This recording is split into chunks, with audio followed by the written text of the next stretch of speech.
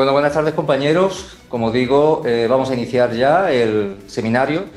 Bastante interesante, creo que con el que vamos a iniciar o vamos a continuar esta ronda de encuentros telemáticos con todos los compañeros. Y en este caso os presento a don Óscar Bujalance, que es el director provincial de la Tesorería General de la Seguridad Social en Málaga, y que va a exponer un tema que creemos bastante recurrente, bastante necesario de aclarar y que sin duda nos será de mucha utilidad a todos en sus explicaciones, como es el tema de la responsabilidad que tienen los administradores societarios de cara a las deudas de seguridad social que generan las empresas a las que representan y dirigen. Sin más, le doy la palabra a don Óscar para que comience su disertación. Muchas gracias por venir, muchas gracias por estar aquí y siéntete en tu casa, cómodo, y empezamos con el relato de tus comentarios. Bien, muchas gracias, Francisco. Bueno, muchas gracias al colegio por invitarme y por compartir esta ponencia con todos vosotros. Yo, antes de comenzar, quería resaltar la importancia del tema que venimos a tratar, sobre todo para los distintos despachos de abogados. Y yo en la exposición me he planteado muchas formas de hacerla, ¿no? Al final he optado por una versión didáctica en la que voy a intentar recorrer todo el camino al que se puede exponer un administrador de una sociedad a la hora de exigirle responsabilidad. Voy a obviar un poco la enumeración de sentencias, aunque sí voy a hacer mención a los puntos más controvertidos de la materia, porque aunque se trata de una regulación, vamos a decir, simple, porque no abarca muchísimos artículos ni son muy difíciles de interpretar, sí que su aplicación práctica ha conllevado a mucha jurisprudencia, tanto del Tribunal Supremo como de la jurisprudencia menor, y por lo tanto es importante tenerla en cuenta, ¿no? Además, hay muchos puntos que todavía no están claros, ¿no? Y sería incluso oportuno un pronunciamiento del legislador. Voy a intentar compartir la presentación y comenzamos. Bueno, pues como decía, este es un tema de mucha importancia, sobre todo porque la mayoría de los administradores, muchos de ellos, asumen su cargo de una manera alegre y sin tener en cuenta la importancia de la responsabilidad a la que se pueden, o a la que de hecho van a estar expuestos, no solamente en el ámbito administrativo, sino en el ámbito judicial, ¿no? Incluso en el ámbito mercantil, a través de la responsabilidad del concurso e incluso en el ámbito penal.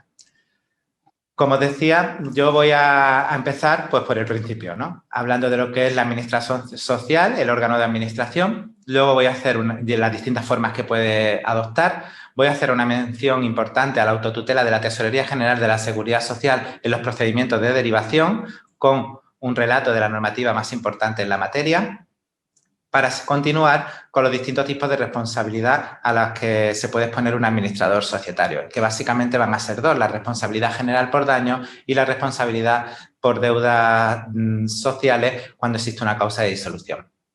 Dentro de esta última causa voy a hacer hincapié en la más trascendental, que es la responsabilidad por pérdidas graves cuando se produce un desequilibrio patrimonial grave, para continuar con el procedimiento administrativo de derivación en el propio ámbito de la Tesorería General de la Seguridad Social. Y antes de acabar, pues haré una mención a los datos de la Dirección Provincial de la Tesorería que en Málaga con los procedimientos de derivación que hemos realizado en los últimos años. Sin obviar una importante materia, que sería el tema de las novedades que se han introducido por la pandemia y la normativa reguladora que afecta en esta materia. Bien, comenzando con el administrador social o con el órgano de administración de la sociedad. Para empezar, la normativa viene establecida básicamente en el artículo 124 del Reglamento del Registro Mercantil y en los artículos 209 y 210 de la Ley de Sociedades de Capitales. La administración social es el órgano de gobierno de la sociedad y va a ser el órgano que va a llevar la responsabilidad y la toma de decisiones dentro de la sociedad. Puede adoptar diversas formas que deben de concretarse en los estatutos y luego serán nombrados por la Junta General de Accionistas. Las distintas formas que puede adoptar el órgano de gobierno de la sociedad sería un administrador único. Como todos sabéis, este tipo de administrador se da en pequeñas empresas, ¿no? Para hacerlas más versátiles y porque tampoco necesitan no revierten tanta complejidad.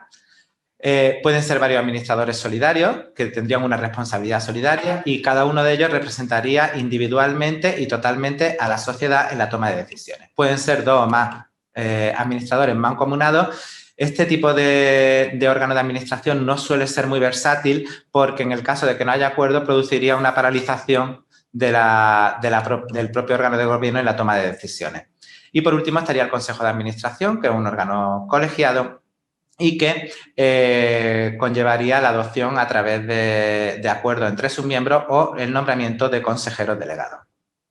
Como decía, en esta materia viene regulada la Ley de Sociedades de Capitales 1/2010, pero hay que tener en cuenta la modificación tan importante que introdujo la Ley 31/2014 para la mejora del gobierno corporativo de las sociedades de capital, que vino a aclarar algunos aspectos relacionados con los administradores de hecho, consejeros delegados, directivos y apoderados, para ver cuándo adquirían una responsabilidad en el ámbito de las deudas que se pueden generar en la sociedad.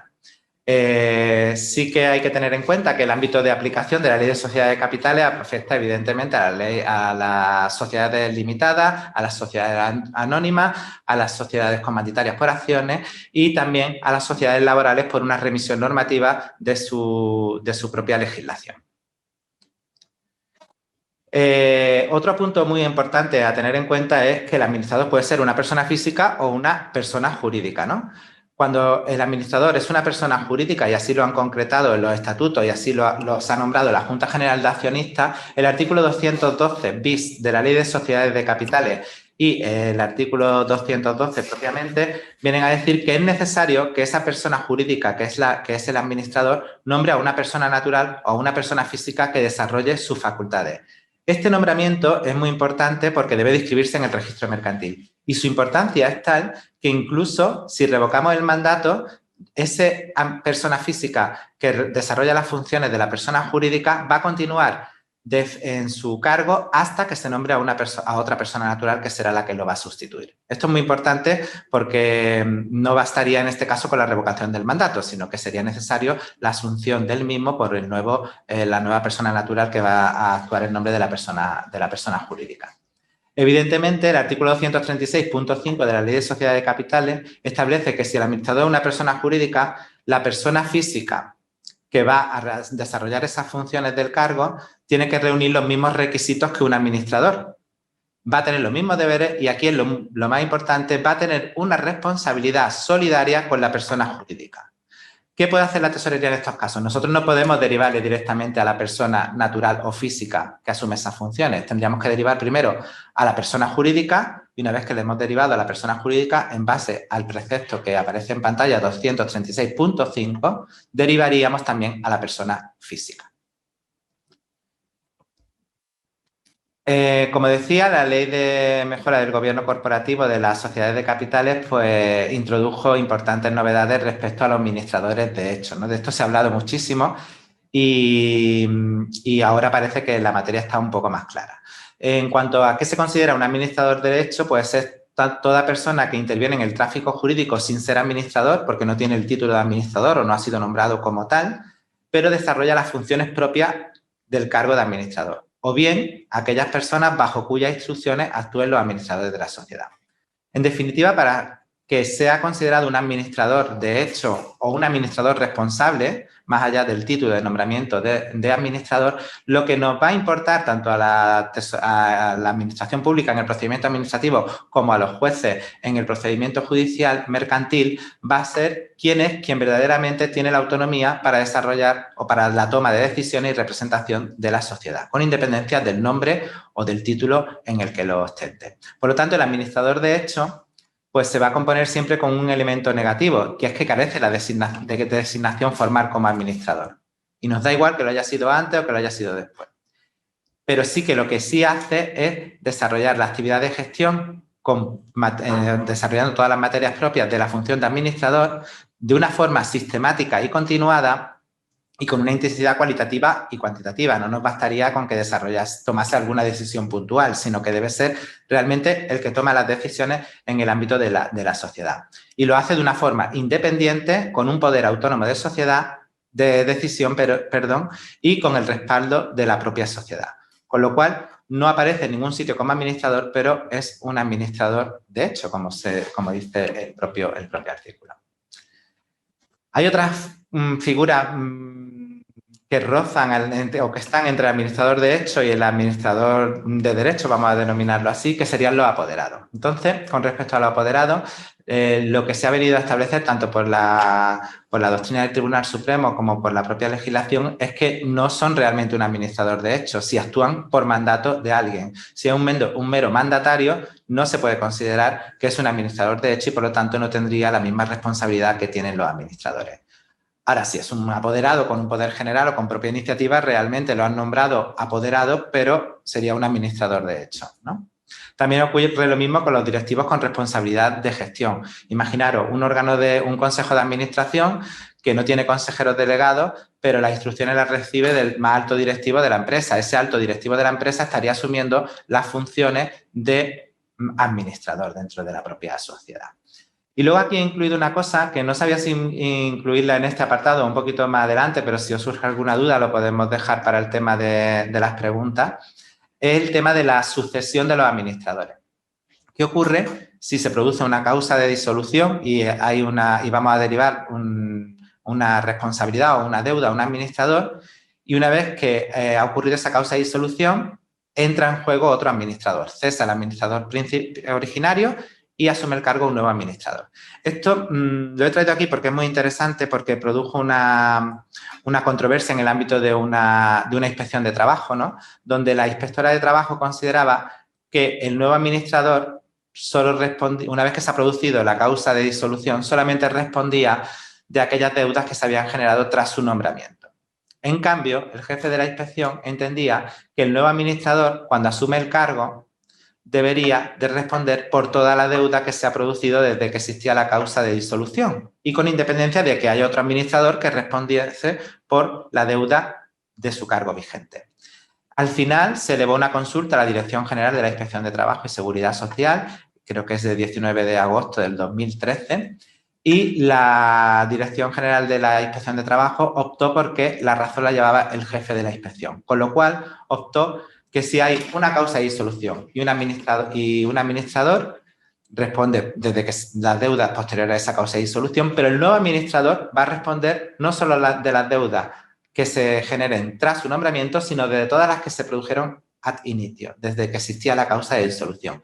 Y ello por una simple razón, porque consideraban que el nuevo administrador, cuando toma posesión del cargo, va a conocer la situación de desequilibrio patrimonial que hay en la empresa y, por lo tanto, tiene 2 meses que le da la normativa para instar la disolución o el concurso. Si no lo hace, está asumiendo una responsabilidad y sería una responsabilidad por toda la deuda que se generó desde que existe la causa de disolución. Como digo, aquí al final es un tema bastante controvertido y no lo he comentado al principio, pero este también es un tema en el que hay pronunciamientos jurisdiccionales de distinta índole. En uno se deriva una cosa, en otro se deriva en otra, en otro se entiende que el administrador era administrador de hecho. Entonces es un tema muy controvertido y hay mucha jurisprudencia muy variada, ¿no? Pero bueno, me parece importante traerlo aquí porque hay mucha gente que considera que como había otro administrador anteriormente yo no tengo que responder, ¿no? Y entonces deciros que hay una consulta de la Dirección General que dice que sí, que tendría que responder por todo.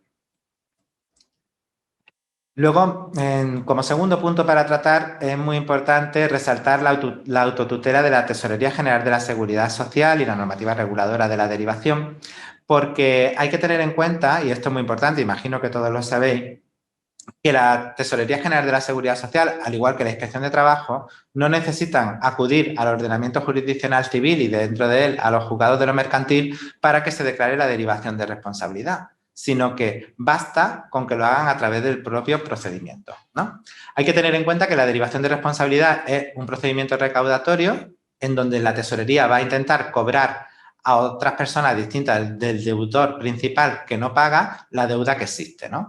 Con lo cual, el afán de la tesorería y para todos los ciudadanos es conseguir el pago de una deuda que no ha sido satisfecha. Como decía, en la normativa anterior, el Reglamento General de de recaudación del año 1995, así como la Ley General de la Seguridad Social 1/1994, venían a establecer una serie de supuestos en los que se podía derivar de la responsabilidad por deuda a los administradores sociales. Luego incluía en la normativa una pequeña remisión a que también se podía derivar en aquellos otros supuestos en los que por un pacto o por una norma se determinase expresamente esa responsabilidad. Aquí la jurisprudencia y especialmente del Tribunal Supremo determinó que la Tesorería y la Inspección no eran competentes para interpretar normas mercantiles en el ámbito de su procedimiento administrativo y que, por lo tanto, los supuestos de derivación de responsabilidad solamente quedaban expuestos a aquellos supuestos de responsabilidad que se recogían en las normas de la Seguridad Social. Esto se modificó por la ley y, por lo tanto, en estos primer estadio, la Tesorería o la Inspección de Trabajo tendría que acudir al órgano judicial. Esto fue modificado por la Ley 52/2003 y permitió a la Tesorería realizar derivaciones de responsabilidad, básicamente porque pasó de una norma de supuestos tasados con una pequeña amplitud a una norma de remisión, de tal manera que la Tesorería General de la Seguridad Social puede emitir reclamación de deuda por derivación a administradores aplicando cualquier norma con rango de ley que no excluya la responsabilidad por deuda de seguridad social. Y aquí ya se incluye el ámbito mercantil, que es donde más supuestos de derivación se vienen produciendo, ¿no? Hay que distinguir, y esto lo he incluido aquí para que sirva para la exposición de los supuestos, que una cosa es la derivación en vía administrativa y otra es el ejercicio de la acción judicial. Como vais a ver a lo largo de la exposición, en la Ley de Sociedades de Capitales normalmente habla de ejercicio de acciones judiciales, ¿no?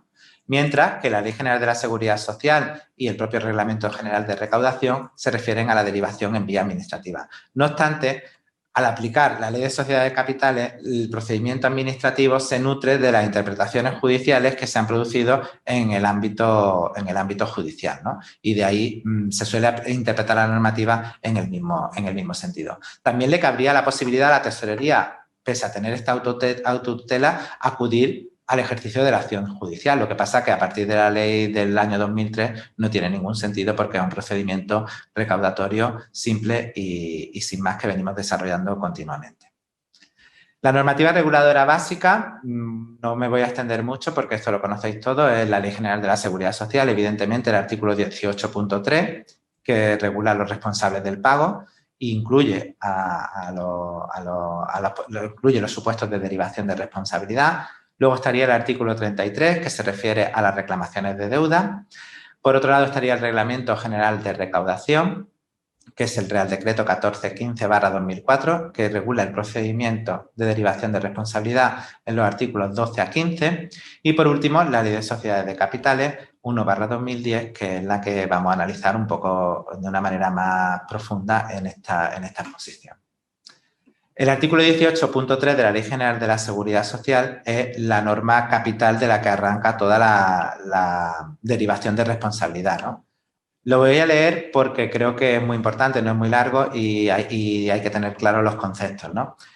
Son responsables del cumplimiento de la obligación de cotizar y del pago de los demás recursos de la seguridad social las personas físicas o jurídicas o entidades sin personalidad a las que las normas reguladoras de cada régimen y recurso impongan directamente la obligación de su ingreso. Y además, y lo pongo en negrita, los que resulten responsables solidarios, también subsidiarios o mortis causa, por concurrir hechos, omisiones, negocios o actos jurídicos que determinen esas responsabilidades en aplicación de cualquier norma con rango de ley que se refiera o no excluya expresamente las obligaciones de seguridad social o de pactos o convenios que no sean contrarios a las leyes.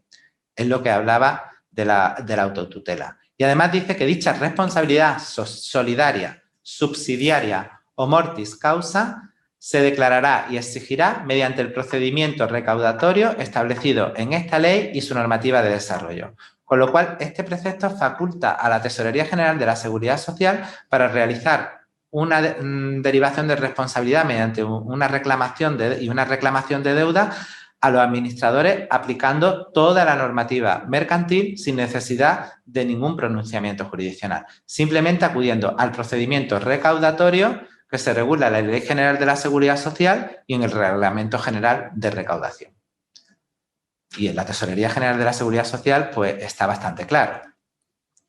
He recogido también el precepto que regula la reclamación de deuda, que es la forma de actuar la tesorería para la derivación de responsabilidad, y lo leo también. Procederá también reclamación de deuda cuando, en atención a los datos obrantes en la Tesorería General de la Seguridad Social y por aplicación de cualquier norma con rango de ley que no excluya la responsabilidad por deuda de seguridad social, volvemos a repetir esta coletilla que era la que facultó a la tesorería a tener una autotutela, deba exigirse el pago de dichas deudas a los responsables solidarios, en cuyo caso la reclamación comprenderá el principal de la deuda, que se extienda a la responsabilidad solidaria, los recargos, los intereses y las costas desvengados hasta el momento que se emita dicha reclamación.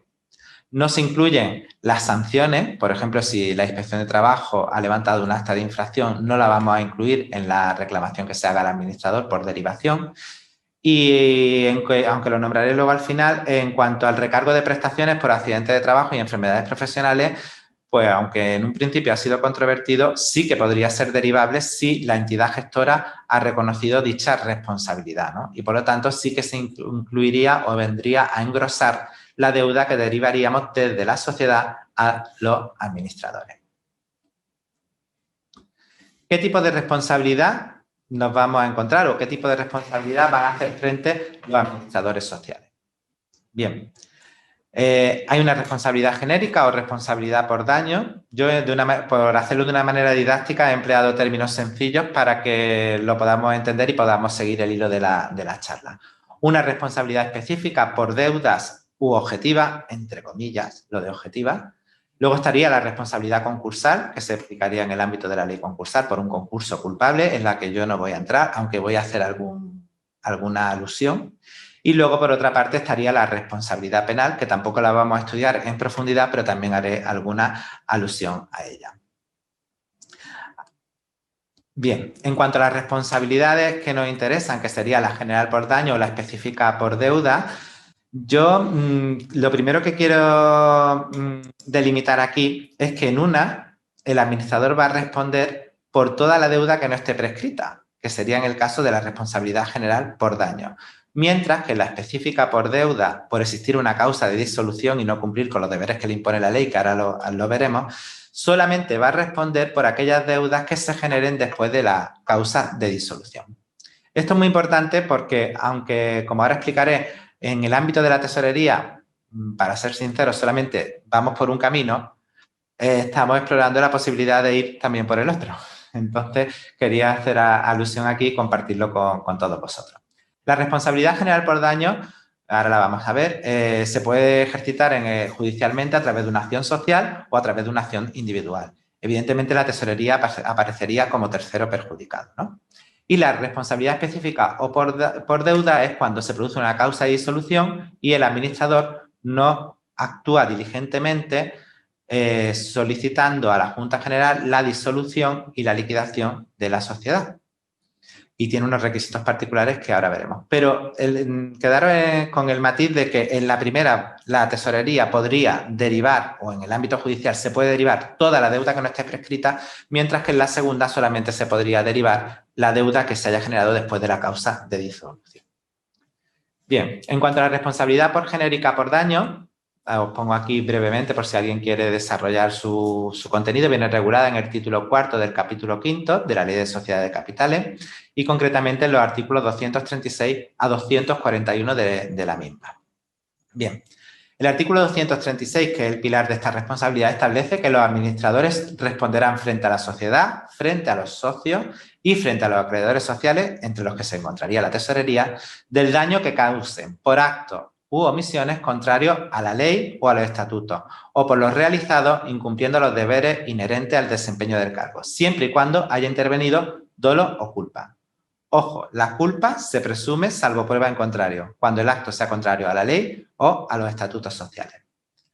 Por lo tanto, esta responsabilidad, que en el ámbito del derecho se denominaría aquiliana por su carácter indemnizatorio y porque se basa en una culpabilidad, requiere que haya una acción u omisión dolosa, culpable o negligente del administrador.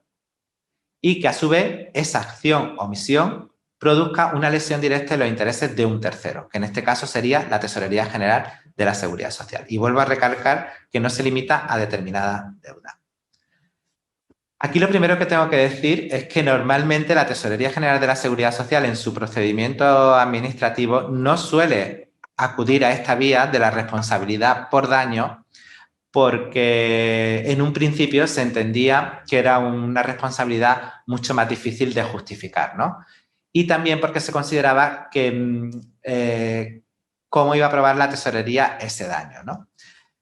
He tenido la ocasión de asistir a un seminario que ha dado un magistrado creo que era del Juzgado Mercantil número 1 de Oviedo, es Alfonso Muñoz, ¿no? Paredes, y él examinaba desde el punto de vista judicial esta responsabilidad por daño y lo comparaba con la responsabilidad por deuda. Y en el ámbito judicial, él venía a establecer que esta responsabilidad por daño estaba triunfando mucho más que la responsabilidad por deuda, por la dificultad de probar las pérdidas sociales, el cómputo de los plazos que ahora analizaremos y demás, y que estaba triunfando mucho más esta vertiente. Incluso él invitaba a la tesorería a que optase también por esta posibilidad de derivación por daño. Evidentemente, en el ámbito de la tesorería, el daño causado equivale a la deuda. Es la deuda que no hemos cobrado. Y se basa en la responsabilidad extracontractual del artículo 1902 del Código Civil. Y el Tribunal Supremo había establecido que es una responsabilidad por ilícito orgánico, es decir, basada en una acción o omisión del administrador en el ejercicio de su cargo. Bien, ¿qué supuesto podría la tesorería derivar por daño y podríamos explorar, ¿no? El supuesto más importante es el cierre de hecho, ¿no? El cierre de hecho nos permitiría dirigirnos contra el último administrador por toda la deuda de la Seguridad Social, mientras que si vamos a la otra vía que voy a explicar posteriormente, solamente estaría limitada a una parte, y simplemente porque el administrador social no haya cerrado la empresa, no haya solicitado la disolución de la sociedad, ¿no? Como dice el Tribunal Supremo, ahí el administrador está incurriendo en un ilícito orgánico que causa un daño a la tesorería y que permitiría a la misma acudir a la derivación, como diré ahora, en su propio procedimiento administrativo de recaudación. Bien, como todos sabemos, los administradores, y bueno, todos sabemos, pero muchos administradores no lo saben o no lo asumen, ¿no? Y tenemos la obligación de dárselo a conocer, ¿no? Cuando se produce una situación de desequilibrio en una sociedad y esa situación es irreversible, lo que tenemos que hacer es disolver la sociedad y liquidarla de forma ordenada, bien sea a través de la Junta General o bien acudiendo al concurso si además hay una insolvencia, ¿no? ¿Qué ocurre en la realidad del tráfico jurídico? Nos encontramos con multitud de sociedades abandonadas y que lo que se llama el persianazo, ¿no? Que ha venido la doctrina en bautizarlo así, ¿no? Y que no están y han dejado unas deudas muy grandes, ¿no? Evidentemente, cuando se produce un cierre de hecho, estaríamos en una causa de disolución que nos permitiría derivar toda la deuda que se produce con posterioridad a esa causa de disolución. Es la causa de disolución del cese en el ejercicio de la actividad de la sociedad que se entiende que ha ocurrido cuando ha estado un año sin actividad. Pero solamente hasta que transcurra ese año podremos empezar a derivar la deuda que se genera a partir de ese año, pero no antes. En cambio, si nos vamos a la responsabilidad por daño, nosotros podríamos derivarle al administrador que no ha cerrado su empresa a través de una disolución y una liquidación toda la deuda que no esté prescrita. Esto el Tribunal Supremo y en el ámbito jurisdiccional, aparte de establecer el ilícito orgánico, el Tribunal ha exigido una serie de requisitos, que son, aparte de los que he nombrado anteriormente, que exista el acto, omisión, doloso, culposo o negligente y el nexo de causalidad, pero también ha venido a establecer, y lo voy a leer para no darle ningún matiz diferente, que el éxito de esta acción requiere acreditar que de haberse realizado la correcta disolución y liquidación, si hubiese, en este caso la tesorería, haber cobrado su crédito total o parcialmente, o lo que es lo mismo, que el cierre de hecho impidió el pago del crédito.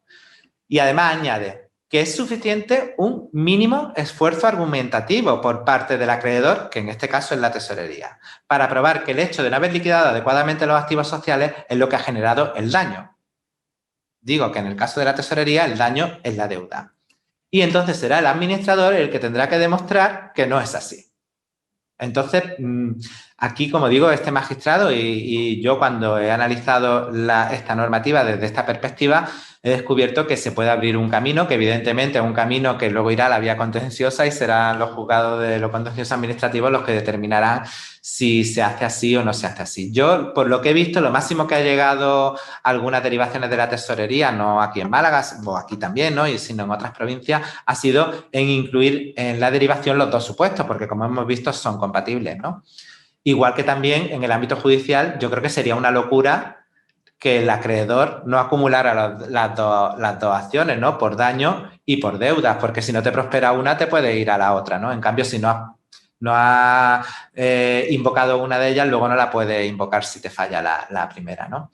Entonces, yo creo que es muy importante esta vía que se experimenta, resalta la importancia que está teniendo el cierre de hechos en el ámbito judicial, porque los jueces castigan esa pasividad de los administradores y la castigan en vía judicial, y yo creo que en breve se va a extender a la vía administrativa de una manera generalizada, porque acreditar esto es mucho más fácil que empezar, como veréis ahora, a contar plazos de 2 meses si el patrimonio neto está por debajo del capital social, con lo cual yo creo que es importante transmitirle a todos los administradores que dejar las sociedades ahí abandonadas sin más puede generar una responsabilidad muy importante. Y luego he puesto aquí, porque entre las cosas que he investigado, que si es aplicable la autotutela de la tesorería, vía del artículo 18, a este tipo de responsabilidad. Y yo desde un punto de vista jurídico creo que sí, porque si es aplicable a la responsabilidad de deuda, aunque la llaman objetiva, pero también hacemos una valoración de la normativa mercantil cuando derivamos por la vía de la responsabilidad por deuda o por causa de disolución. Aquí la interpretación que hacemos es también muy sencilla. Simplemente decimos, este señor no ha liquidado la empresa, no nos ha pagado la deuda y como consecuencia de que no lo ha liquidado, no la ha disuelto ni la ha liquidado, no podemos cobrar la deuda. Con lo cual, tendremos que ver cómo evoluciona, pero sí que quería traerlo aquí porque además yo creo que es un tema muy interesante y quiero resaltar su importancia. Espero haberlo explicado bien, si no luego en el turno de preguntas pues lo analizamos un poco. Y luego vendría la responsabilidad específica por deuda, que viene en el título 10º, liquidación y disolución, los artículos 360 y siguiente, resaltando el artículo 367, que es la vía por la que más derivaciones de responsabilidad se hacen, no solamente por la tesorería, sino también por la inspección de trabajo. Yo, aunque soy inspector de trabajo, no me voy a centrar mucho en la inspección de trabajo, porque voy a explicaros más el tema de la responsabilidad, la derivación de responsabilidad por deuda en el ámbito de la tesorería. Pero bueno, para que lo entendáis muy bien, la normativa es la misma, los criterios técnicos de la inspección se aplican también por la tesorería, lo único que pasa que en el ámbito de la inspección de trabajo iría por un acta de liquidación y en el ámbito de la tesorería va por una reclamación de deuda. Sí que es verdad que en la tesorería muchas veces acudimos a la inspección de trabajo para que nos haga un informe si es posible la derivación de deuda al administrador. Entonces, la inspección de trabajo nos hace el informe oportuno y nosotros, a partir de ahí, pues hacemos nuestra derivación de responsabilidad y nuestra reclamación de deuda al administrador. Bien, centrándonos en esta responsabilidad específica por deuda, hay que tener en cuenta que viene regulada en el artículo 367 y dice que responderán solidariamente de las obligaciones sociales posteriores al acaecimiento de la causa legal de disolución los administradores que incumplan la obligación de convocar en el plazo de 2 meses la Junta General para que adopte el acuerdo de disolución o, en su caso, el concurso, si la empresa ya es insolvente. Así como los administradores que no soliciten la disolución judicial o, si procediese el concurso, en el plazo de 2 meses, bien a partir de la fecha que estaba prevista para la celebración de la Junta, cuando ésta no se haya celebrado, o bien a partir de la fecha en la que se celebró la Junta, pero cuando el acuerdo de la Junta no hubiese optado por la disolución. Con lo cual, aquí lo que se establece, esto está enlazado con el artículo 365 y con el 366, que establece la obligación del administrador de convocar la Junta para disolver la sociedad o de solicitar la disolución judicial si la Junta obvia su solicitud, ¿no? Entonces, es muy importante que cuando se produce una causa de disolución convoquemos la Junta en el plazo de 2 meses porque esto nos va a exonerar de responsabilidad. Si la Junta no adopta el acuerdo o no se celebra la Junta, pues nos tendremos que ir al juzgado como administradores. Y si la Junta se celebra pero no quiere optar por la disolución, pues tendremos que ir al juzgado igualmente para exonerarnos nosotros de responsabilidad. Creo que lo he explicado de una manera muy sencilla, pero creo que es lo que tenéis que trasladar a vuestros administradores que acudan a vuestros despachos, ¿no? Es un plazo muy corto desde mi punto de vista y genera mucha controversia porque, como vamos a analizar ahora, a ver qué se entiende que por causa de disolución y cuándo se entiende que el administrador conoce esa causa de disolución, ¿no? Pero bueno, los plazos son estos y ahí están. Y además pone que en estos casos las obligaciones sociales reclamadas se presumen, y esto es muy importante, es una presunción iuris tantum, que todo lo que se reclama es posterior a la causa legal de disolución, salvo que los administradores pues desmonten esta presunción. Causa de disolución. Bueno, aquí tenemos unas causas de disolución que son de pleno derecho y que operan ipso iure, que vienen reguladas en el artículo 360 y 361. Por ejemplo, si una sociedad nace pues, para construir una promoción inmobiliaria, pues tiene un inicio y un fin. No hace falta ni que la Junta reconozca, adopte el acuerdo de disolución, ni que el juez tampoco lo adopte. Cuando llega el término, se disuelve la sociedad. Luego tenemos las estatutarias dentro de los límites de la ley y las que a nosotros nos interesan en esta presentación, que serían las legales, que vienen en el artículo 363 de la Ley de Sociedades Capitales y que están tasadas. No operan ipso iure, por eso es necesario el acuerdo de la Junta o la resolución judicial. Y por eso se le impone esa obligación que hemos comentado anteriormente a los administradores sociales. La dinámica. Voy a ser un poco insistente con el tema, pero quiero que quede claro. Lo primero que necesitamos es una causa de disolución. No nos vale ni una insolvencia ni nada. Necesitamos una causa de disolución. Esto lo ha dicho ya el Tribunal Supremo de todas las formas. Hay muchas sentencias. He recogido ahí algunas. Si alguien quiere que luego le amplíe los datos de las sentencias, pues me pongo a disposición, pero no era el objetivo de esta exposición, ¿no? Pero sí hay que tener en cuenta que tiene que ser una causa de disolución de las que se regulan en el artículo 363 de la Ley de Sociedades Capitales. Una vez que tenemos la causa de disolución, necesitamos que el administrador no cumpla con sus obligaciones de convocar la Junta, como hemos explicado anteriormente, en el plazo de 2 meses, o la solicitud de la disolución judicial o del concurso también en el plazo de 2 meses, ¿no? ¿Y eso qué determinaría? Pues la responsabilidad solidaria del administrador de todas aquellas deudas que se generen desde la causa de disolución que se establece en el artículo 363. Por eso aquí es muy importante determinar cuándo se ha producido la causa de disolución, cuándo el administrador conoce esa causa de disolución y cuál es la deuda que le vamos a derivar porque sea posterior a la causa de disolución. Esto parece muy sencillo, pero en la práctica no lo es tanto, ¿no? Y aparte, no es muy conocido por los administradores al uso, ¿no? Y al final se encuentran con muchísimas sorpresas, ¿no? Las causas de disolución las voy a enumerar de acuerdo con lo que establece en el artículo 363. Son el cese en el ejercicio de la actividad, que le hemos mencionado anteriormente cuando hemos hablado del cierre de hecho, la conclusión del objeto, la imposibilidad de realizar el fin social, la paralización de los órganos sociales, las pérdidas cualificadas, que es la que vamos a analizar en este caso porque es la reina de las causas a la hora de derivar responsabilidad a los administradores, la reducción del capital social por debajo del mínimo legal, el aumento de las acciones sin voto y las que establezcan los estatutos sociales que en principio no darían lugar a esta responsabilidad. Bien, la que más nos interesa y la que más se viene aplicando por la Tesorería y por la Inspección de Trabajo es la responsabilidad por pérdidas cualificadas, cuando hay un desequilibrio patrimonial en la sociedad y es irreversible, ¿no? Y que viene regulada en el artículo 361.1e de la Ley de Sociedades Capitales, que establece lo siguiente. Cuando existan pérdidas cualificadas que dejen reducido el patrimonio neto a una cantidad inferior a la mitad del capital social, a no ser que se aumente o se reduzca en la medida suficiente y siempre que no proceda a solicitar la declaración del concurso. Bien, pues necesitamos que haya un patrimonio neto que esté por debajo de la mitad del capital social, ¿vale? Y que no sea procedente solicitar la declaración del concurso. Nos quedamos con estas cosas que he marcado en negrita para analizarlas. En primer lugar, vamos a hablar de la insolvencia y la disolución. Como he dicho al principio, no necesitamos para una derivación de responsabilidad nada más que una causa de disolución. Puede haber una insolvencia, perfecto, pero no podremos nunca hacer una derivación de responsabilidad a un administrador si, aunque haya insolvencia, no tenemos causa de disolución. ¿Qué ocurre si concurren las dos? Que es lo más habitual, ¿no? Que exista una causa de disolución y que además la sociedad no pueda asumir puntualmente los pagos que tiene con los proveedores, y entonces habría una causa de insolvencia. Pues si hay una causa de insolvencia, se prioriza el concurso. El administrador lo que tiene que solicitar a la Junta es la declaración del concurso o bien solicitarlo directamente en el juzgado de lo mercantil. También he querido aquí incluir la posibilidad de compatibilizar la derivación de responsabilidad con el concurso.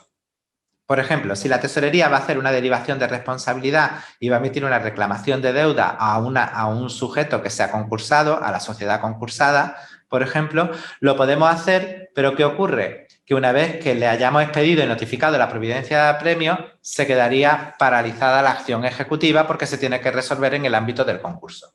¿Qué pasa con el administrador? Es que si el administrador no es el deudor concursado, a nosotros nos da exactamente igual, no está en el ámbito del concurso y por lo tanto le vamos a hacer una derivación de responsabilidad sin ninguna especialidad alguna, aunque la sociedad originaria esté en concurso.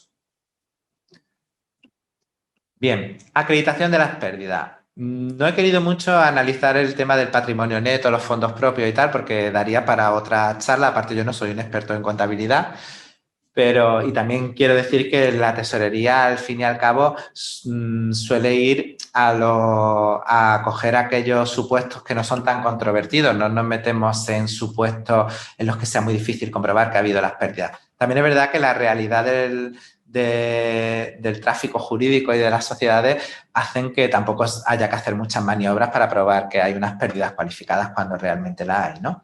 Pero bueno, lo normal sería hacer un estudio del balance, ¿no? Y es lo que hacemos, analizamos el registro mercantil, las cuentas anuales que se han presentado y demás. Y es muy importante que lo primero que comprobamos es que la deuda de la Seguridad Social está reflejada, porque si no es que las cuentas anuales estarían estafando, ¿no? Porque no serían un fiel reflejo de la situación de la sociedad.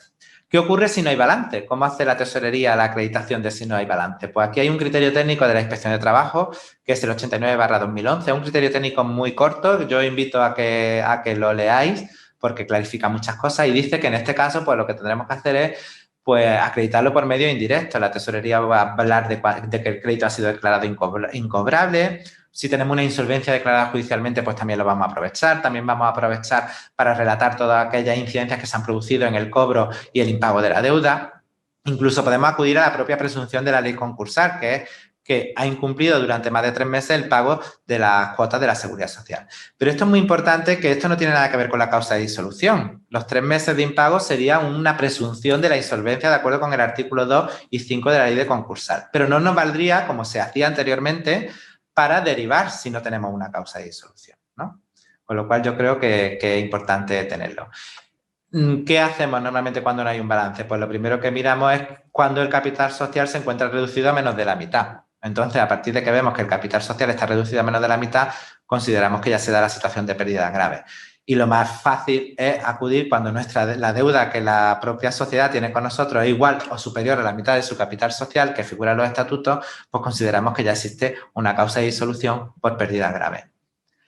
La realidad de la mayoría de las sociedades es que esto es fácil de acreditar. Aquellos supuestos que son más controvertidos, evidentemente, pues terminan si el procedimiento lo hemos desarrollado administrativamente, terminan en el contencioso administrativo y no siempre con un mismo resultado, con lo cual hay supuestos que se resuelven de una manera y se resuelven de otra y por eso este tema es tan controvertido. Si veis, realmente la explicación y la dinámica no es muy compleja, pero la casuística, el traslado de la normativa a los casos y la casuística de las propias empresas, pues tan importante como lo que he explicado antes del cierre de hechos, pues han hecho que se haga una construcción jurisprudencial, incluso doctrinal, para explicar cosas que en principio parecían muy, muy sencillas. Bien, la deuda derivable, ¿no? Vuelvo a insistir que en este caso solamente podemos derivar la deuda posterior a la causa de disolución y a partir de ahí, a partir de la causa de disolución, computar el plazo de 2 meses. Aquí hay varias teorías sobre el momento en el que se produce la causa de disolución, más bien que el momento en el que se produce la causa de disolución es cuando el administrador conoce o debe conocer que existen unas pérdidas graves. Esto es bastante complejo y hay 2 teorías. Una que se basa en el estudio del concepto de pérdida desde un punto de vista económico y que ha sido respaldada por el Tribunal Supremo, ¿no? Y en esta teoría, en esta primera teoría, lo que se viene a decir es que no hay que esperar a la formulación de las cuentas anuales para que el administrador conozca una situación de desequilibrio patrimonial irreversible en la sociedad, sino que bastaría con que en un balance trimestral o en cualquier otro momento el propio administrador conozca ese desequilibrio. Y a partir de ese momento, es verdad que para la tesorería es muy difícil comprobar los balances trimestrales, porque ya he dicho antes que a veces no tenemos ni las cuentas anuales, pero en teoría, si consiguiéramos demostrarlo, pues sería a partir de ese momento en el que se derivaría la deuda. Y la otra teoría, adelanto que ninguna de las dos es plena, y veréis cómo la otra teoría también tiene su parte de lógica, lo que viene a decir es que el propio concepto de pérdida en el ámbito mercantil es cuando se formula el resultado de la sociedad en un ejercicio económico. Mientras tanto, desde un punto de vista legal, no existirían pérdidas, ¿no?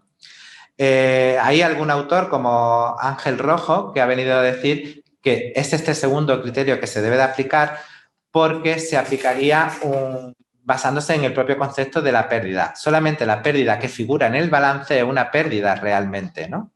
Y luego también porque la propia ley de sociedad de capitales viene a establecer, cuando habla en otros supuestos de las pérdidas, que las pérdidas son las que resultan del balance y de las cuentas anuales, ¿no?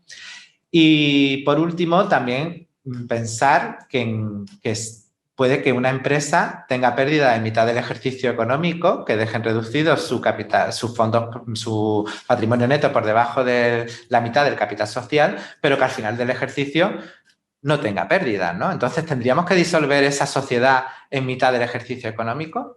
Aquí yo creo que sería importante que el legislador diese un pronunciamiento claro de cuándo se considera que se producen las pérdidas. Porque pensar en este último supuesto, si vamos al concepto de resultado, como en el ejemplo que aquí he puesto, y que es lo que normalmente hacemos en la tesorería, porque como he dicho, es muy difícil comprobar antes del cierre del ejercicio que existían pérdidas, nosotros tenemos que esperar a que pasen los 3 meses que después del cierre del ejercicio para que se formulen las cuentas anuales. He traído aquí el ejemplo muy sencillo para que quede muy claro. Por ejemplo, si en el ejercicio 2019 detectamos que hay unas deudas, nosotros solemos esperar al día 31 de diciembre del 2019, que es cuando se conoce el balance, y esa es la fecha de la causa de disolución. 31 de diciembre del 2019.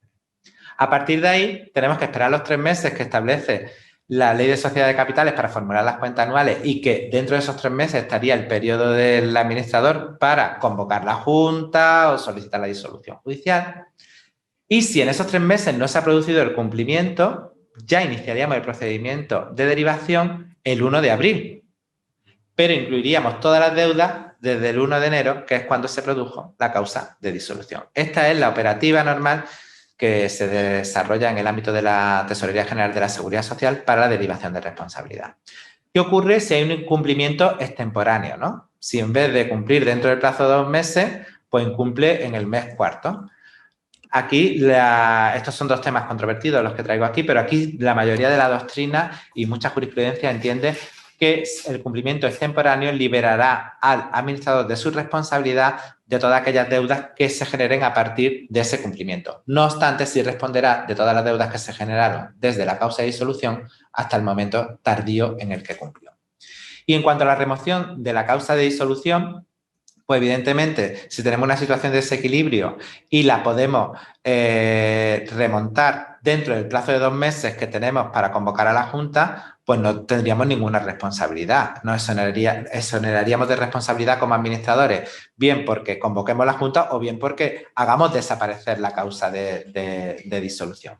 ¿Qué ocurre si hacemos desaparecer la causa de disolución más tarde? Pues ocurriría lo mismo que el cumplimiento extemporáneo. Solamente responderíamos durante el tiempo en el que ha estado vigente esa causa de disolución.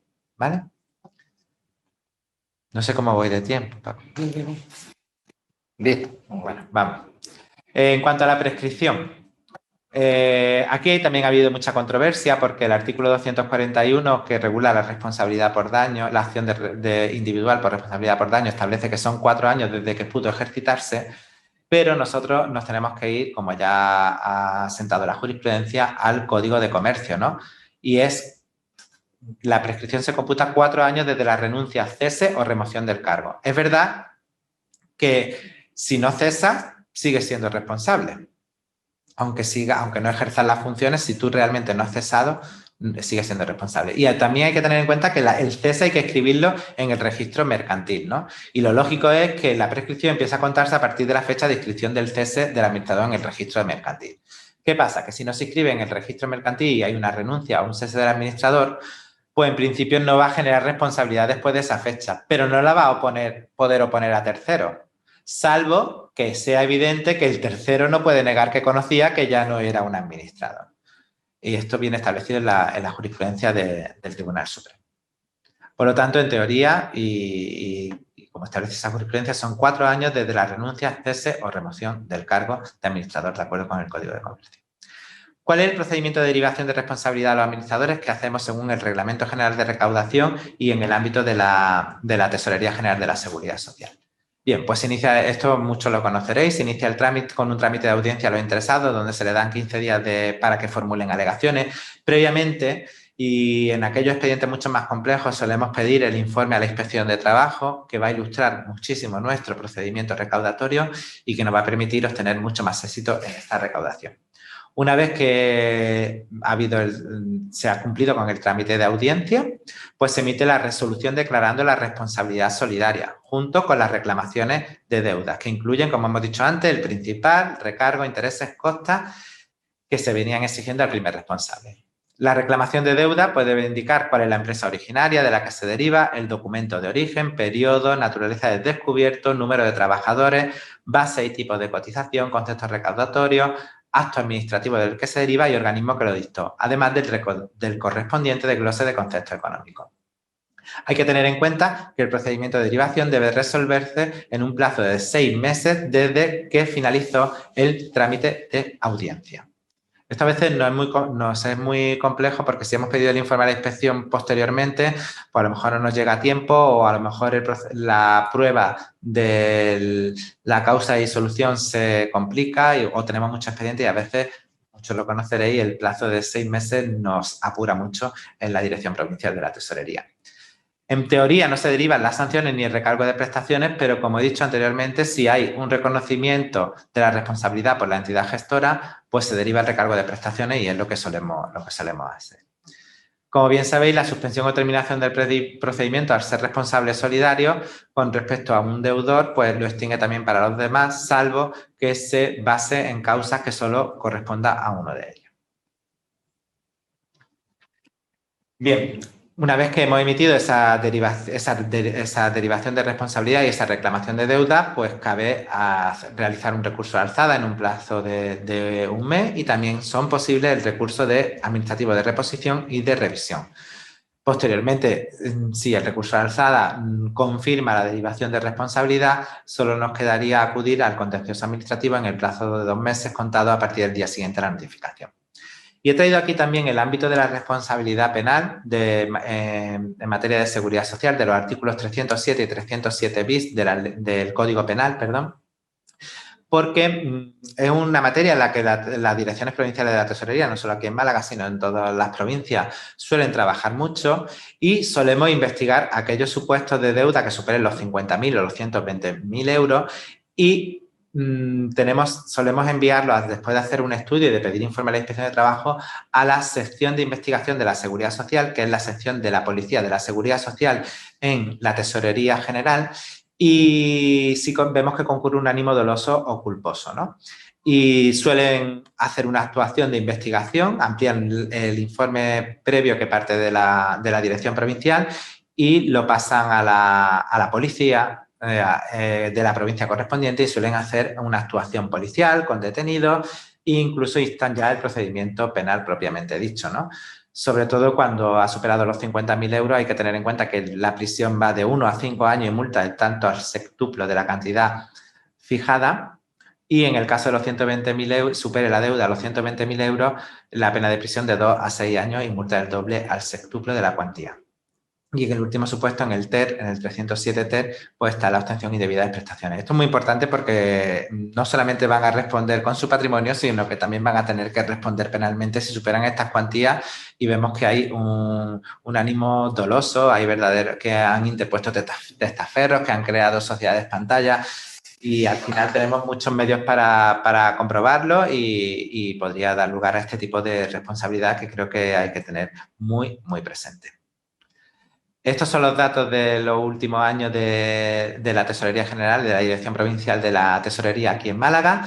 En el año 2021 llevamos resueltos 28 expedientes de derivación de responsabilidad hasta el mes de abril por un importe derivado de más de 2 millones de euros. En el año 2020 el total de expedientes resueltos fueron 94, superando o casi alcanzando los 7 millones y medio de euros, y era un año de pandemia.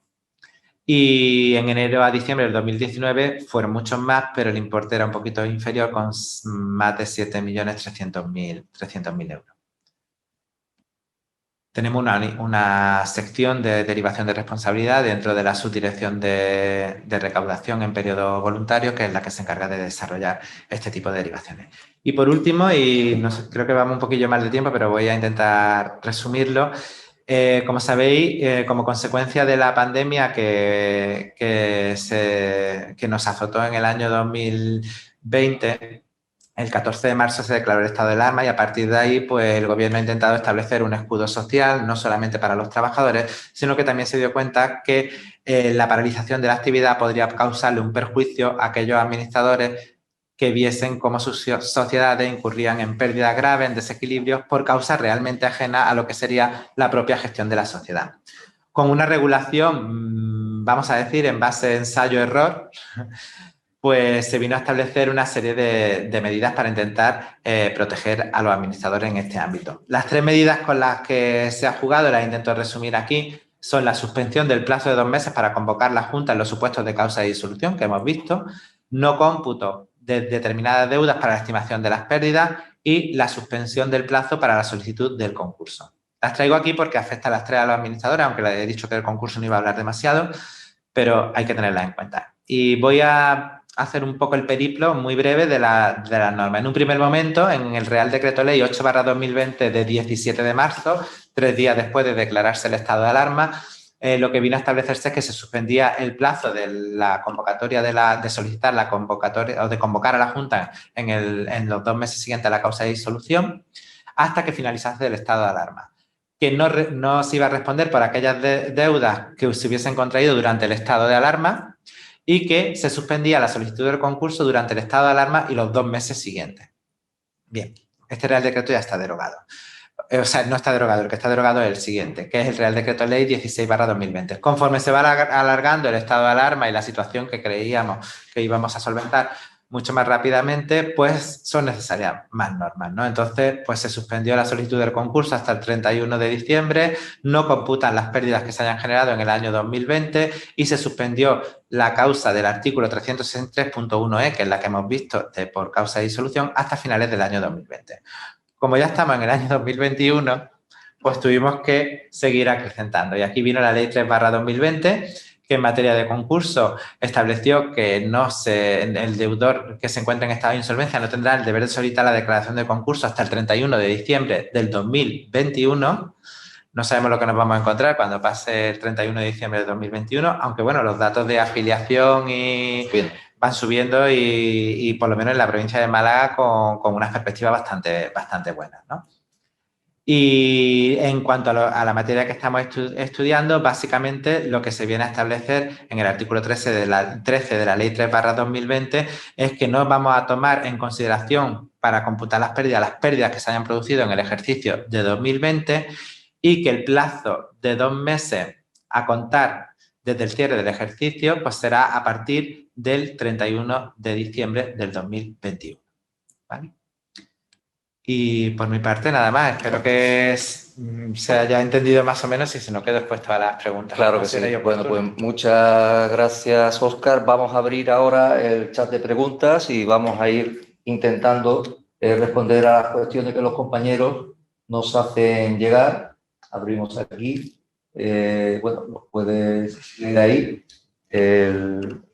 Alfonso Paíno de las Cuevas, una sociedad limitada, capital de 1.000 euros, con fondos propios.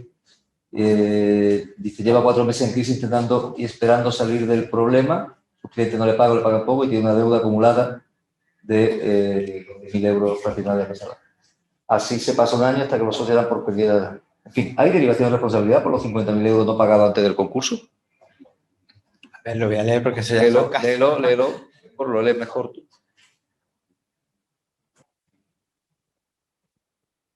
Pero entiendo, pone que la deuda estaba aplazada o fraccionada, ¿no? Sí, parece que dice que...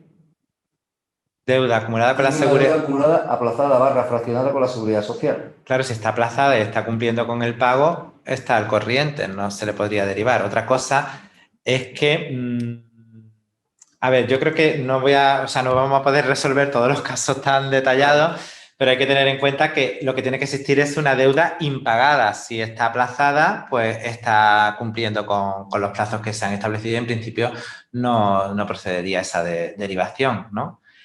Y si está en concurso, pues si por ejemplo no estuviese aplazada la deuda y la sociedad está en concurso, como he dicho anteriormente, el administrador no está en el concurso, con lo cual se le podría derivar la deuda y seguir el trámite, el procedimiento de recaudación normal y corriente sin ninguna especialidad.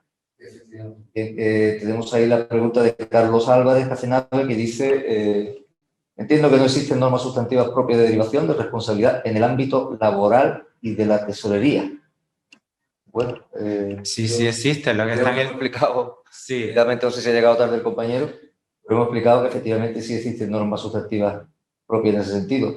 Y te hace una segunda, o sea, y hace una pregunta, y porque, bueno, dice él que lo que existe es un procedimiento administrativo propio, creo que, bueno, a ver, claro. Le contesto la primera más o menos y la segunda que ya la estoy leyendo también. A ver, la primera pregunta, sí que existen normas sustantivas en el ámbito de la seguridad social, que vienen en la Ley General de la Seguridad Social, en el Reglamento General de Recaudación, pero hay muchas normas, o sea, lo que se hizo fue una remisión genérica para que no solamente se aplicara la normativa de la seguridad social, sino que la tesorería puede aplicar cualquier normativa en las que no se excluyan las deudas de seguridad social.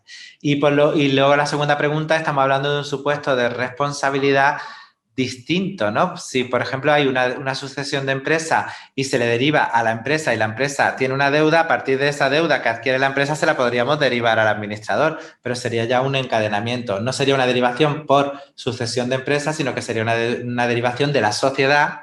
Nos da un poco igual el origen de la deuda, por decirlo así, ¿no? Al administrador. Bien, siguiente pregunta, Bartolomé Cantarero dice, en un supuesto donde causa de disolución o insolvencia van de la mano y el administrador solicita preconcurso, ¿en ese supuesto también se está en causa de disolución? ¿Se podría derivar al administrador? A ver, lo he explicado en el apartado, realmente si no incumple, a ver, en el caso de que exista la causa de disolución y la insolvencia, el administrador lo que tiene que llevar a la Junta es la solicitud del concurso o solicitar judicialmente el concurso en el plazo de 2 meses. Si no lo hace, pues evidentemente le podríamos derivar la deuda al administrador, con independencia de que luego la que iría al concurso sería la sociedad. Pero él habría incumplido, existiendo una causa de disolución con insolvencia, habría incumplido el artículo 367 de la Ley General, de la Ley de Sociedades Capitales. Rafael Quijada nos pregunta, quisiera conocer las diferencias de los artículos 307 y 307 bis del Código Penal, ya que las penas son similares, pero las cuantías son diferentes. La diferencia es porque en uno se considera que es más agravado y implica también, no me lo sé de memoria, pero implica también la existencia de una trama organizada. Es como un delito agravado, ¿no? Con respecto al 307, tanto por la cuantía como por la propia conducta de la persona que sea autora del delito. Bartolomé Cantarero nos pregunta que si consideras que tras el alza de la suspensión, las pérdidas, se refiere a lo del cómputo del plazo las pérdidas del año 2020 sí computarán a efecto de la derivación. No, hemos dicho que las pérdidas del 2020, lo voy a leer literalmente, ya que he quitado la presentación. El artículo 13 de la Ley 3/2020 establece que no se tomarán en consideración las pérdidas del ejercicio 2020. Muy bien. Pregunta María del Mar, ¿qué ocurre con las deudas por recargo de prestaciones? Lo he dicho también, sí, las deudas por recargo de prestaciones se incluirían en la derivación si la entidad gestora ha reconocido la responsabilidad de la sociedad. Sí, bueno, la ponencia, compañeros, se os mandará, bueno, habrá luego un enlace para poder descargarla, para que la tengáis, como nos pregunta la compañera María José. A ver, vamos a seguir por aquí. Si me pone el cursor, voy a ir eliminando.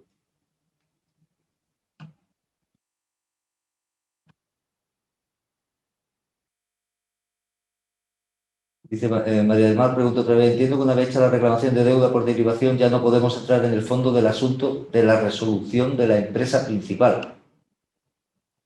Claro, si la empresa principal se ha determinado su responsabilidad y no se ha recurrido, cada uno debe de recurrir a lo suyo.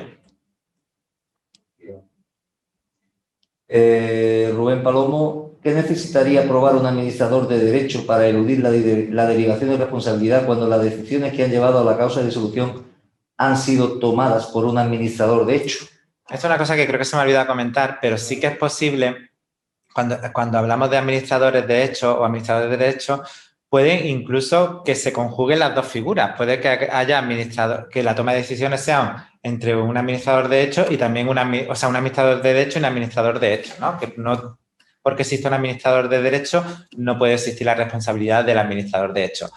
¿Cómo lo podría justificar? Pues meramente, o sea, es difícil porque tendrías que justificar que el administrador de hecho te está dando las órdenes a ti que eres administrador de derecho, ¿no?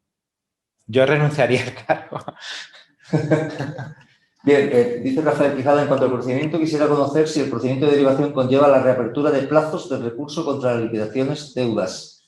Además, puede comentar el plazo aproximado que viene tardando la tesorería en iniciar el procedimiento de derivación. Conozco alguna empresa con deudas desde hace más de 2 años, con informe de inspección sobre responsabilidad del grupo de sociedades y mantiene la cuenta de cotización intacta y contratando trabajadores. A ver, en cuanto al procedimiento, quisiera conocer eso. A ver, una cosa es las liquidaciones y deudas, por ejemplo, cuando derivamos al administrador la deuda ya existe, ¿no? La liquidación y la deuda ya está establecida. El administrador lo que puede recurrir es la derivación de responsabilidad que se le ha hecho a él mismo en el plazo de, como hemos dicho anteriormente, tenía una parte de alegaciones, ¿no? Y si se le resuelve en el plazo de 6 meses, podrá ir luego en un recurso de alzada, en su caso, contencioso administrativo. ¿El periodo aproximado que tarda la Seguridad Social en iniciar un procedimiento de derivación? Pues depende, porque mientras que no nos prescriba la deuda, pues va a depender un poco del número de expedientes y del trabajo que tengamos, pero sí se puede dar esa situación que has comentado, evidentemente. Manuel Fernández nos pregunta, dentro de un procedimiento de prestaciones declarada firme administrativamente pero pendiente de resolución judicial en el juzgado social para que confirme o no la derivación por el accidente de trabajo, ¿cuándo se podría derivar la responsabilidad? Yo creo que nosotros derivaríamos la responsabilidad administrativamente sin perjuicio de que luego el fallo judicial nos corrija la misma. Puede ser, salvo que tengamos conocimiento de... A ver, luego vamos como he dicho anteriormente, intentamos ser prácticos, no vamos a empezar derivaciones de responsabilidad que no vayan a tener su éxito. Si somos conscientes de que existe ese procedimiento, pues a lo mejor esperamos siempre y cuando no nos vaya a prescribir la deuda, pero en teoría podríamos derivar. Pregunta Bartolomé Cantarero, que antes ha hecho otra pregunta, dice en ese año, pero lo sigo. Después del 2020 puede ser, ¿no? Que era... hombre, en teoría, las pérdidas del año 2020 se imputan al año 2020, al ejercicio económico del 2020. Luego las puede arrastrar. Yo entiendo que si las computamos en las cuentas anuales, pues yo creo que no especifica si es para el año 2020 o no. Dice que no se computan las pérdidas a efectos del artículo 367, 363.1e, las pérdidas del año 2020, porque es que yo creo que son pérdidas de las que el administrador no es responsable, ni la sociedad es responsable, ¿no? Es una situación de pandemia que ha paralizado la actividad y por lo tanto no... ¿Cuándo prescribe la deuda? A ver, para determinar cuándo las deudas prescriben a los 4 años, ¿no? Como la deuda, ocurre en la Seguridad Social. Para ver si una deuda, que creo que esto se me ha olvidado explicarlo, si una deuda es posterior a la causa de disolución, aplicamos el criterio del devengo, siempre y cuando se haya cumplido por parte de la empresa las obligaciones del artículo 29 de la Ley General de la Seguridad Social, que es pedirla, en el caso del sistema de liquidación directa, pues pedir la autoliquidación y haber comunicado toda la información. Si no se han hecho no se han cumplido con la obligación o presentar los documentos de cotización, si no se han presentado esos documentos o no se ha cumplido con esas obligaciones del artículo 29, la primera referencia de la deuda va a ser la reclamación de deuda o el acta de liquidación, y será esa fecha la que determine si es posterior o anterior a la causa legal de liquidación. Y luego el plazo de prescripción general son los 4 años. Muy bien. A ver si hay alguna pregunta más o damos ya por terminada la sesión. De todas maneras, si hay alguna pregunta que pueda surgir posteriormente, me la hace llegar e intentamos aclararla dentro de... Perfecto. Pues, Óscar, muchísimas gracias por la colaboración. Creo que ha sido una charla muy interesante, un tema que, aunque de todos es conocido, a veces no es tan profundamente conocido en cuanto a la repercusión que pueda tener a la hora de poder asesorar a nuestros clientes. Creo que ha sido bastante ilustrativa, creo que te has amortado muy bien al tiempo que teníamos previsto. Muchísimas gracias por esa colaboración. Y a todos los compañeros, bueno, pues agradeceros esa asistencia telemática. Dios quiera que esta pandemia pase y algún día nos podamos volver otra vez aquí a ver en directo y podamos hacer tener una relación muchísimo más directa. Gracias a todos y en breve os comunicaremos también en esta sección de Derecho Laboral cuáles serán las próximas. A ver, se nos cuela una preguntilla más. Dice, el plazo de prescripción de la derivación de la responsabilidad de los administradores es del 949. ¿Y cuál artículo? El artículo 949 del Código de Comercio establece que los administradores, serán responsables hasta 4 años después de que hayan cesado en el cargo. Es lo que establece el artículo 949 del Código de Comercio. Muy bien, pues lo dicho, reitero el agradecimiento del colegio y el mío en particular por habernos atendido también. Y muchísimas gracias a todos los compañeros. Damos por terminada esta sesión. Gracias. Venga, muchas gracias a todos y a todas.